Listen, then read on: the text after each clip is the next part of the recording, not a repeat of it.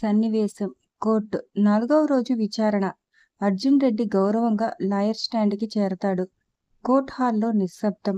Judge సీట్లో వచ్చి కూర్చుంటారు. జడ్జి: మిస్టర్ అర్జున్ రెడ్డి, అభియోగపు తరపున వాదన కొనసాగించండి.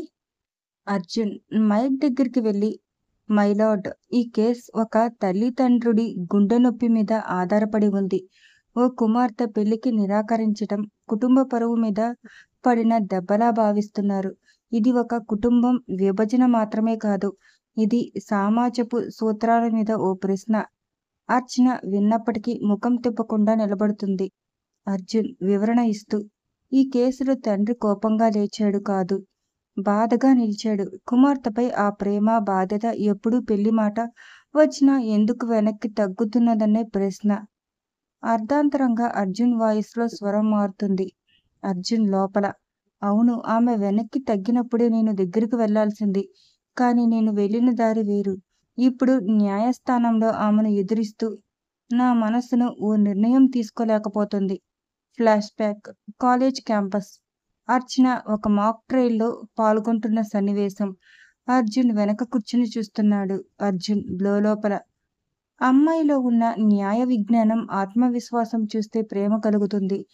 కానీ అదే అమ్మాయి ప్రేమను ప్రస్తావించినప్పుడు నేనెందుకు వెనక్కి తగ్గానో నాకే అర్థం కాదు. ప్రస్తుతం కోర్టులో అర్చన ఆలోచనలో మునిగిపోతుంది. అర్చన లోపల: తన మాటల్లో న్యాయం ఉంటుంది, కానీ ప్రేమలేని న్యాయం నాకేమి ఇస్తుంది? నన్ను ప్రేమించిన వాడే నన్ను నిందిస్తున్నప్పుడు ఆ వాదన ఎంత బలంగా ఉన్నా నా మనసు తిరుగుతుంది. జడ్జ్: కేసు విచారణ ముగిసేందుకు ఇంకా 2 గువాహాలు మిగిలి ఉన్నారు. తదుపరి విచారణ తేదీ 10 రోజుల తర్వాత. కేసు వాయిదా పడుతుంది. కోర్టు హాల్లోని జనం బయటికి కదులుతారు. బయట కోర్టు మెట్ల వద్ద అర్చన నడిచి వెళ్తుంటుంది. అర్జున్ కాసేపు వెనకనే చూస్తూ నిలబడ్డాడు. అర్జున్: అర్చన. ఆమె ఆగుతుంది. తిరిగి చూసి ప్రశ్నించలేని చూపుతో చూస్తుంది.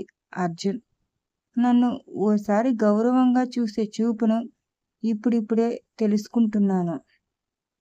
అర్చన తీసుకున్న శ్వాసతో: మరి ప్రేమను గౌరవించలేని మనిషి న్యాయాన్ని గౌరవిస్తాడా అర్జున్?